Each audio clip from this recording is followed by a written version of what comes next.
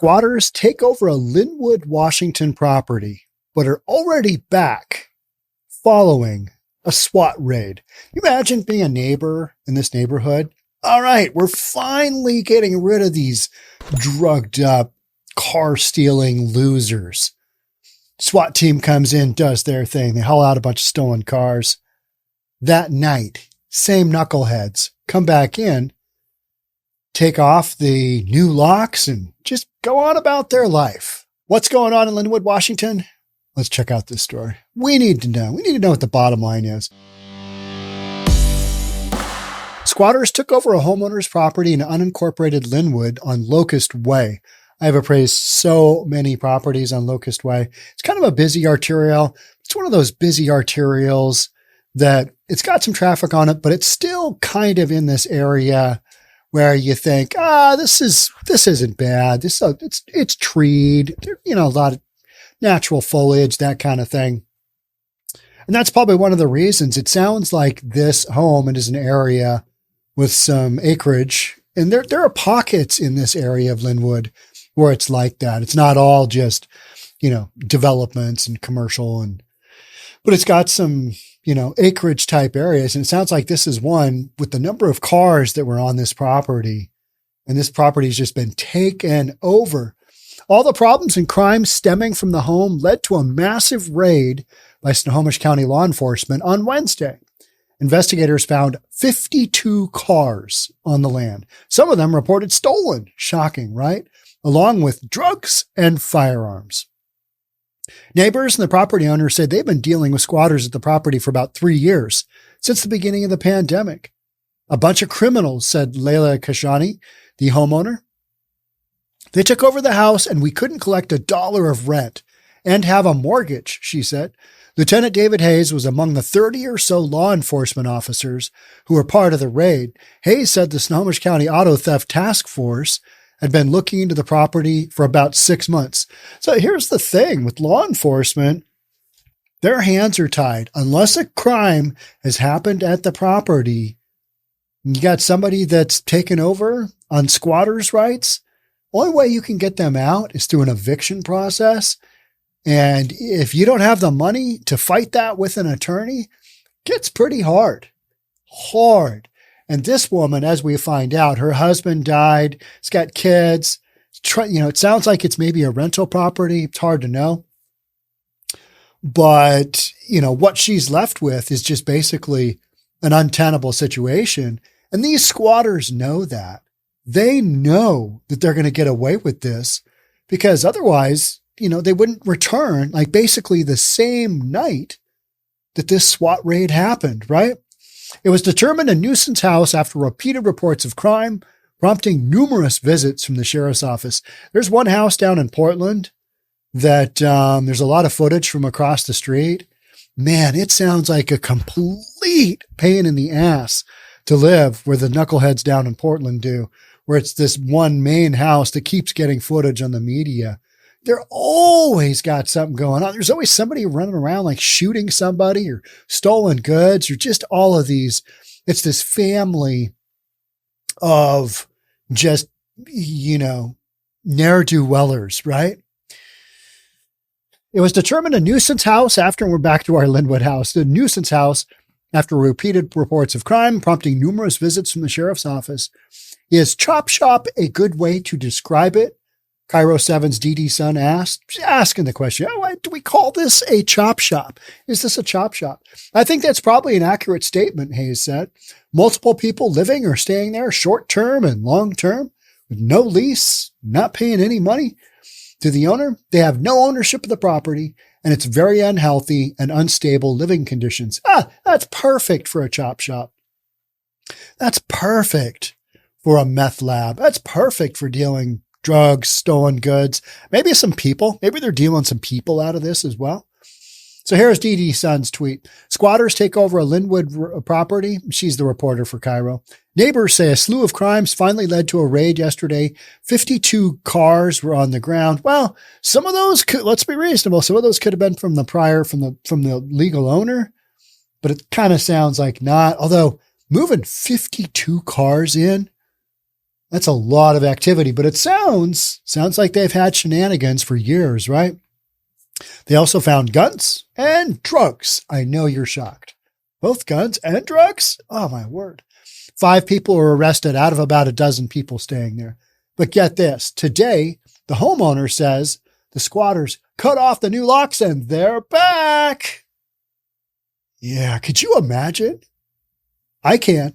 And you know why? Because getting people out of a situation like this is really hard. Some people might resort to taking matters into their own hands. And that's what a lot of you have mentioned is, hey, there are some groups out there for some financial compensation. They will go in and basically clean riffraff out, and there won't be much of a confrontation. It'll be a one-sided confrontation. And, you know, if you pay them a little bit of money, they'll come back and deal with any type of cleanup or whatever needs to take place as a result of said folks coming back. But unfortunately, the folks doing the, pest riddance, they're not licensed, they're not bonded, and they're not insured. Let's just put it that way. But they are very effective, and sometimes they ride motorcycles. I don't know. That's just what I've heard, right? Just what I've heard. They arrested 5 people, 3 on previous warrants and 2 on new charges. Already, 1 suspect is bailed out. Not shocking. Hayes said it would be a long-term investigation figuring out who was connected with which crimes, and that detectives would be asking prosecutors to add charges as the case developed. Meanwhile, this woman has her property taken right back over after the SWAT team just comes in. Multiple neighbors said they were hopeful after seeing a raid was happening at the property. However, the squatters quickly returned. I thought it would be over, but then it started. As soon as they left last night, it started up, said Benny Whitson, a longtime resident of the neighborhood. It's been very dangerous. You've got some people that are running stolen cars, stolen goods, more than likely, drugs, and they got guns. That's a lethal combination. But that is the vast majority of individuals out in tent encampments, out in these squatter type environments. This is what they're doing. And they know that law enforcement resources are way down. You know, that whole defund the police thing and then just crap on policing in general. That whole thing, believe it or not, has had a shocking negative outcome on hiring police officers for any environment. So then you've got stuff like this going on when especially it comes down to more of an eviction moratorium process. And during the pandemic, there basically were no evictions for anything except the most hardcore of events. And would this fall under that category? Yeah, probably. But then you got to prove what's going on. And that's why it takes months, to get a SWAT team out there. So we changed the locks and they even broke that. So they should at least be arrested for breaking in. And they didn't do that, Kashani said. I don't think these folks care if they get arrested or not. That's not really, they assume they're going to get arrested and then they get bailed right out. And then they're just doing their own thing and they're not going to do any time.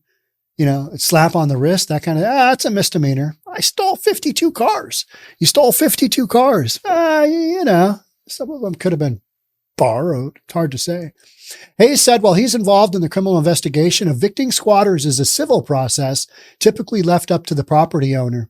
That process sometimes gets a little bit long, Hayes said. Unfortunately, they still are going to have some continued issues because there's really nothing holding those folks from coming back on the property. Kashani says after years of dealing with this, she's about to give up and move out of state. She said her husband recently passed away, and now she's left to raise kids, work, and deal with this alone. So you can see, you wouldn't have the ability to deal with it. Your fuse is already super short. You had somebody die, and you still got to carry on. You got the kids, whatever. And it's not clear whether this is a rental or not, but sounds like she hasn't lived there since it's been, occupied by these folks for the last few years. And they've got a mortgage on it. And she's about ready to say, okay, whatever, I give up. Foreclose on me. Let it go back to the bank. I literally cry, she said. I'm going to give up. I'm going to lose my house. Whatever we owe on it, let the bank take it. And then it becomes the bank's problem, right? It becomes the bank's deal to deal with. That's really sad. That's really sad because it seems like and it feels like there should be a mechanism to get large scale squatters out, but there's really not because it's a court issue. It's not something the police handle, and police get, called out all the time.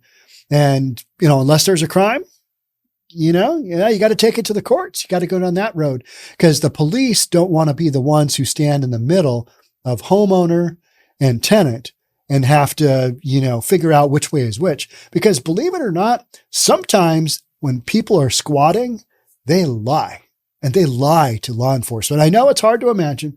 I know it's hard to believe, but yeah, you've got situations where it's like, let the courts sort it out. Let the courts deal with it. Now, I've had so many of you say, hey, give a call to your local motorcycle enthusiasts crowd. How about that?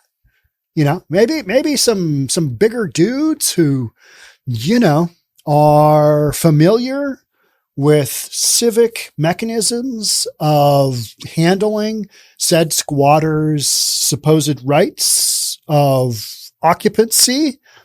Maybe there's some things that could be done to basically take said squatters, move them out, and ensure that they don't come back. That is the one solution I have heard of quite a few times. And from my understanding, although I'm not recommending it, my understanding is that it's, it might cost a few grand, but it's very, very effective. It's very effective because, it's effective. And I am not recommending that. I'm just throwing that out there as something that I have heard of how to handle this. But you're going to have to drop the hammer on these squatters in some way, shape, or form. And if you've got this many living in this property, I can understand why somebody would say, hey, property's probably already ruined. It's, got all these cars on it. Who knows what kind of other craziness is going on that property. But Lynnwood's expensive. Anywhere around here is expensive. This is north of, it's in maybe the central portion of Snohomish County. It's not that far from Puget Sound. It's not that far from Edmonds, but it's kind of in this corridor that it's got some sketchy stuff. There are some very sketchy areas of Lynnwood, but it's not all like that. But I can understand this one property. It's kind of probably got a bunch of trees, probably got some areas that aren't treed, acreage setting. I would guess it's a few acres if you've got that many cars on it. And the property is probably just absolutely trashed and wrecked if it's had squatters on it who truly don't care for that many years. So I can understand why this lady would just be like, I give up. I call quits. So it would take hiring an attorney. The attorney is going to have to go through all kinds of stuff. It's going to be thousands and thousands of dollars basically to get your own property back. And that sounds absolutely horrible, doesn't it? But unfortunately, that's the way the law sits right now. That's why I think you've got so many people taking matters into their own hands and hiring individuals who aren't necessarily, this isn't necessarily their primary form of occupation, squatter eviction. That's not, if you look at their resume, it doesn't say squatter eviction. But, you can have somebody that's really good at fixing a car that doesn't call himself a mechanic too. And from that standpoint, they might be able to, put your carburetor back together just fine, even though they don't work for a mechanic shop. Just saying. That's how some of those things are handled, right? So as this story has an update, and unfortunately, it'll probably be a terrible one. It'll probably be a situation where the woman does get foreclosed on, and the bank is just going to have a heck of a time with this because, taking these properties back, what a pain in the rear. And the bank doesn't want to take it back. Banks don't like to take properties back because you know why? They lose money. But on this one, maybe it's had enough appreciation. I mean, the appreciation, what I'm thinking is out loud, whatever appreciation they got from the run between the pandemic and now, I mean, could that be overrun? I'm looking at the photo of what this site looks like. I don't know how many hundreds of thousands of cleanup this would take. It's hard to say, right? What kind of EPA, what kind of phase 1 or phase 2 cleanup assessment you're going to have to do, but it doesn't look good. So bank taking a property back like this, they're not going to be excited. They're going to send somebody out and go, oh, geez, there's some dangerous people out there. Maybe we just let them have it. Maybe we just deed it over to them. Hey guys, you guys look like you're, mostly taking care of this property. Geez, what's going on here? Yeah, it's a chop shop. It's a chop shop. Simple as that, right? So you got a lot of cars.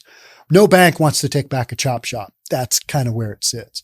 So to go through this process, just a nightmare. I will keep you apprised of what happens with the Lynnwood property that's already had the squatters come back after a SWAT raid in Lynnwood.